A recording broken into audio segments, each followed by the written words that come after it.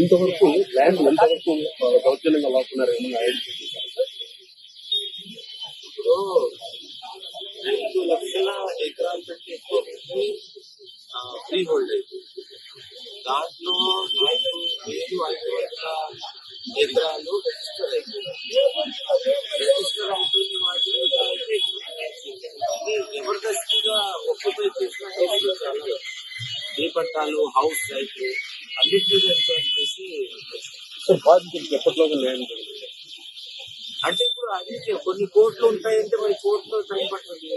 Immediate గా just దౌర్జన్యం వేసేవాడికి అయితే సార్ గారు 145 కదా సెక్షన్ 145 ఆర్డర్ ఇస్తారు. ఉన్నవారు ఎవరైతే పేరు మీద పోయింది వాళ్ళకి కావాలంటే పోలీసు హెల్ప్ చేస్తారు. నేను వచ్చిన అర్జీల్లో ఎక్కువ ఎలాంటి కేసులు దౌర్జన్యంలో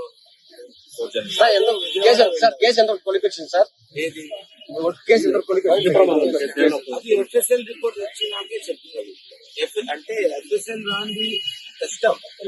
ఏ కెమికల్ వాడారు, ఏ కెమికల్ వల్ల ఎంత అగ్గిమంటలు వచ్చినాయి, ఎన్ని కాగితాలు కలిస్తే అంత అగ్గిమంటలు రావు కదా. అవి ఇప్పుడు చాలా మంది రైతులు ఆందోళన పడుతున్నారు సార్. రికార్డులు కష్టమైపోయాయి. ఇప్పుడు ఏమి కాదు రికార్డులకు సంబంధించి ఫైల్స్ ని మళ్ళీ రీక్రియేట్ చేస్తాం.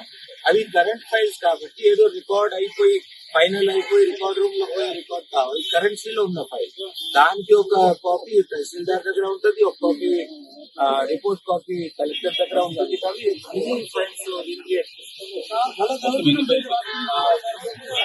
నాకు విజయవాడ వెళ్ళాలి. ఎన్ని ఫైల్స్ వచ్చాయి మొత్తం? ఎన్ని ఫైల్స్? 2 4 ఫైల్స్ ఖచ్చితమైన రైతుల నుంచి ఎన్ని 400 దాకా వచ్చినాయి. ఇప్పుడు ఒక 15 దాకా వచ్చినాయి.